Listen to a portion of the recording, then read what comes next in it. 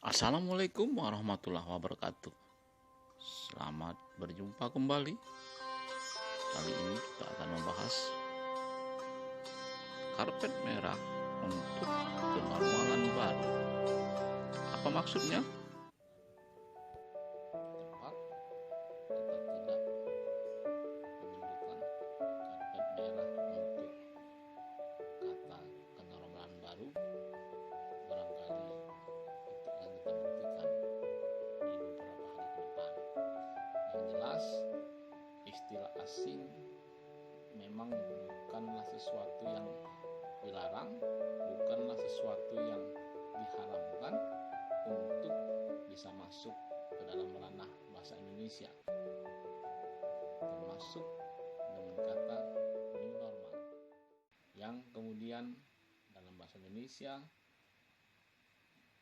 padanannya kita ganti menjadi kenormalan baru. Itu merupakan serapan dari kata new normal. Kata kenormalan baru memang berbeda dengan kosakata asing lainnya yang masuk menjadi bagian dari bahasa Indonesia, karena kenormalan baru sepertinya mendapat perlakuan yang jauh lebih baik.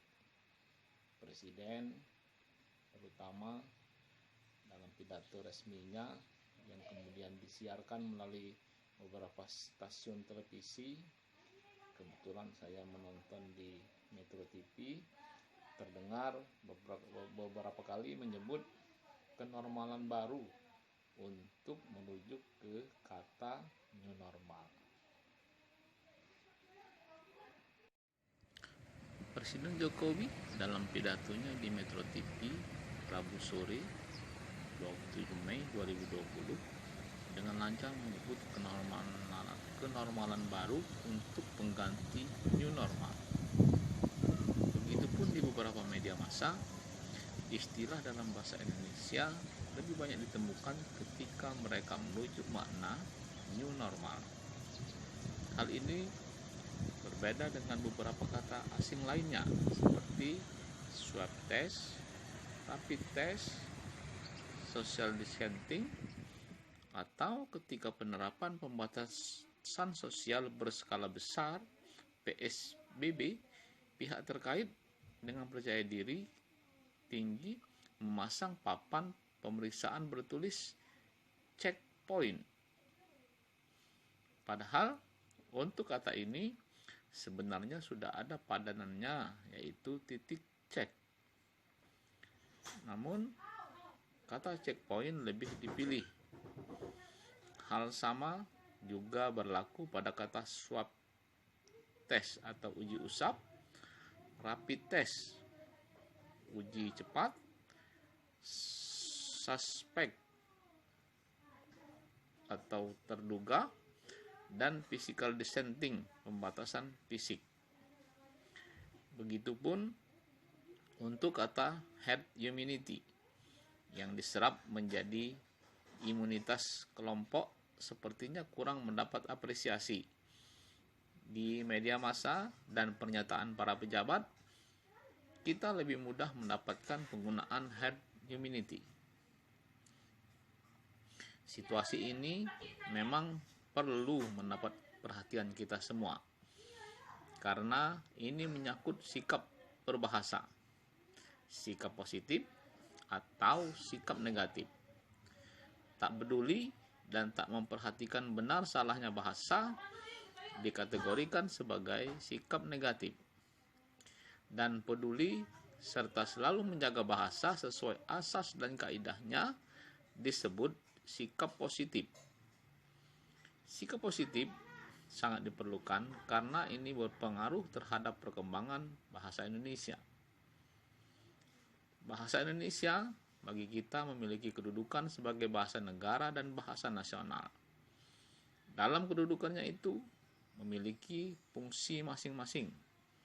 Sebagai bahasa nasional berfungsi sebagai kebanggaan nasional, identitas nasional, pemersatu, perhubungan antar budaya dan antar daerah. Sementara sebagai bahasa negara berfungsi sebagai bahasa resmi kenegaraan, pengantar resmi pendidikan, perhubungan sosial, dan bahasa resmi pengembangan kebudayaan dan iptek. Melihat kedudukan dan fungsi tersebut, tentu menjadi persoalan penting untuk menjaga bahasa Indonesia, terutama pada situasi dan kondisi yang mewajibkan kita untuk berbahasa Indonesia.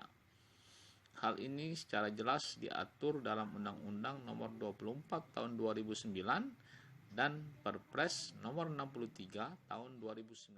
Dalam aturan itu disebutkan kita wajib menggunakan bahasa Indonesia. Artinya ketika sudah ada padanannya terhadap sebuah kosakata asing, maka wajib bagi kita untuk lebih mengutamakan bahasa Indonesia. Karena itulah kesadaran menjadi dasar penting agar kita bisa menjaga bahasa yang kita gunakan. Termasuk kalau sudah ada padanannya dalam bahasa Indonesia, maka bentuk asal kosakata tersebut harus kita tinggalkan. Kita harus lebih memilih kosakata yang sudah kita tetapkan padanannya. Merebaknya pandemi corona di negara kita berimplikasi terhadap masuknya kosakata asing. Dalam hasanah perbendaharaan bahasa Indonesia memang memungkinkan diperkaya oleh bahasa asing. Kosakata asing ini ada yang diserap secara utuh dan tidak berubah, tapi ada juga yang disesuaikan dengan mengikuti sistem ejaan bahasa Indonesia maupun pola yang berlaku dalam bahasa Indonesia. Sejak awal, beberapa kata asing tercatat masuk dan telah diindonesiakan, seperti social distancing, physical distancing, stay at home, work from home, rapid test, swab test, lockdown, self quarantine, panic buying, new normal, herd immunity, atau checkpoint. Istilah asing yang bersifat internasional memudahkan pengalihan antar bahasa dan menjamin kelancaran interaksi global antar negara. Proses penyerapannya dapat dipertimbangkan jika memiliki syarat memudahkan pengalihan antar bahasa, lebih cocok dan lebih singkat, dan mendukung kesepakatan. Bahasa asing umumnya berfungsi sebagai alat pembantu pengembangan bahasa Indonesia menjadi bahasa modern dan alat pemanfaatan ilmu demi pembangunan nasional. Dengan mengglobalnya pandemi COVID-19, umumnya istilah asing yang muncul terbagi dalam dua kategori, yaitu istilah asing yang sudah memiliki padanannya dalam bahasa Indonesia dan istilah asing bentukan baru yang belum memiliki padanannya dalam bahasa Indonesia. Kata atau istilah asing berintegrasi dengan bahasa Indonesia melalui cara penyerapan, penerjemahan, ataupun kombinasi keduanya. Kata dan istilah hasil penyerapan tersebut diantaranya misalnya anus, urin, spesimen, pandemik menjadi pandemi, local transmission, transmisi lokal, import case, kasus impor, self quarantine, karantina mandiri, social distancing, pembatasan sosial, cluster, wabah dari bahasa Arab diserap menjadi wabah. Kata dan istilah hasil penerjemahan ialah lockdown, penutupan, penguncian, dan pembatasan. Droplet, butiran ludah, suspek atau terduga. Sementara Kata dan istilah hasil kombinasi antara cara penerjemahan dan cara penyerapan, misalnya rapid test, menjadi uji cepat, flattening the curve, pelandaian kurva, herd immunity, imunitas kelompok, hand sanitizer, penyanitasi tangan, thermal scanner, alat pemindai suhu, under investigation, dalam proses investigasi, dan tracing, ditelusuri. Penyerapan dan penerjemahan semua istilah ini mengikuti kaidah ejaan yang berlaku bagi unsur serapan. Penyerapan mendukung sifat dinamis bahasa, namun sebagian besar hasil penyerapan ini belum terdapat dalam KBBI 5 atau edisi revisi sebagai salah satu referensi baku dalam berbahasa Indonesia. Hanya dalam perkembangan terkini, Badan Bahasa melalui beberapa media, Instagram atau Twitter, memberikan informasi, mensosialisasikan padanan kata asing yang dianggap bisa menjadi pengganti kata itu sebagai bagian dari bahasa Indonesia.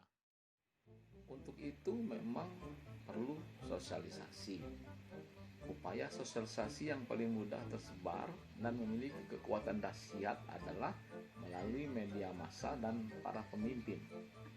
Mereka adalah acuan dan menjadi pedoman. Semakin sering kata-kata tersebut dipilih dan digunakan, maka frekuensi pemakaiannya menjadi tinggi. Masyarakat pun akan terbiasa dan akhirnya bisa menerimanya secara alamiah. Dengan perannya sebagai acuan, maka padanan yang ditetapkan kalau sering digunakan di media massa akan menjadi dikenal dan akan dipilih oleh pengguna bahasa secara luas. Tidak sedikit sebenarnya padanan kata yang telah ditetapkan seperti sangkil dan mangkus untuk pengganti efektif dan efisien, kudapan untuk padanan kata snack. Namun nasib padanan kata ini kemudian justru tenggelam dan tidak banyak dikenal. Kedua kata tersebut telah tergantikan dengan kata efektif dan efisien dalam penggunaan bahasa Indonesia. Efektif merupakan kata serapan bahasa Inggris yakni efektif yang berarti berhasil guna, sedangkan efisien juga merupakan kata serapan dari bahasa Inggris yaitu efisien yang berarti berdaya guna. Efektif dan efisien merupakan kata yang telah terdapat dalam Kamus Besar Bahasa Indonesia. Hal ini menunjukkan bahwa kata efektif dan efisien merupakan kata baku dalam bahasa Indonesia. Demikian pula dengan mangkus dan sangkil. Kata tersebut juga telah masuk sebagai lema dalam KBBI. Lantas, mengapa efektif dan efisien justru lebih akrab bagi pengguna bahasa Indonesia daripada sangkil dan mangkus? Padahal, mangkus dan sangkil telah disosialisasikan agar digunakan sebagai padanan dari kata efektif dan efisien. Jawabannya, karena kata-kata tersebut jarang digunakan di media massa, termasuk kata kudapan sebagai padanan kata snack. Padanan kata di atas merupakan kosakata yang dapat dikatakan bernasib tragis karena hampir tidak pernah digunakan dalam komunikasi bahasa Indonesia. Tampaknya pengguna bahasa Indonesia cenderung lebih menyukai penggunaan bahasa yang diserap dari kata asing daripada bahasa yang berasal dari bahasa Indonesia. Kita berharap agar kosakata asing yang sudah diserap dan ada padanannya dalam bahasa Indonesia memiliki nasib baik semua. Bentuk asalnya ditinggalkan dan padanannya dalam bahasa Indonesia itu yang dipilih. Oleh karena itu, ketika kata kenormalan baru kemudian dipilih dan diucapkan oleh Presiden Jokowi, tentu ini merupakan bagian dari penghargaan terhadap bahasa Indonesia, paling tidak karpet merah bagi kosakata bahasa Indonesia. Apakah ini juga akan diikuti oleh para pejabat, para pemimpin lainnya, para pengambil keputusan, atau juga media massa kemudian juga akan mengikuti langkah itu, lebih memilih menggunakan kata kenormalan baru dibanding new normal? Kita lihat dalam beberapa hari ke depan. Sama ketika pemerintah lebih memilih pembatasan sosial dibanding social distancing untuk status PSBB, tentu merupakan suatu langkah maju. Walaupun meskipun pada kata PSBB kita lebih memilih pembatasan sosial, tetapi pada tempat, kalimat, dan konteks lain lebih banyak social distancing yang digunakan. Dengan perannya sebagai acuan, maka padanan yang ditetapkan kalau sering digunakan di media massa akan menjadi dikenal dan akan dipilih oleh pengguna bahasa secara luas. Tidak sedikit sebenarnya kita berharap bahasa Indonesia tetap terjaga selama wabah pandemi ini terus merebak dan menyebar. Harapan terbaik adalah pandemi bisa diakhiri dan bahasa Indonesia pun tetap menjadi tuan rumah dan membumi. Semakin sulit kita menemukan herd immunity, checkpoint, new normal, swab test, rapid test, suspect, physical distancing, hand sanitizer, thermal scanner, under investigation dan local transmission, import case, serta self quarantine, tentu ini pertanda baik. Sebaliknya, kalau kata-kata asing itu masih banyak ditemui di media massa dan keluar dari bibir para pemimpin, tentu ini situasi yang sangat tidak diharapkan. Kenormalan baru diharapkan juga membawa suatu kondisi baru dan menjanjikan bagi perkembangan bahasa Indonesia, tidak sekedar bagi kondisi kesehatan bangsa.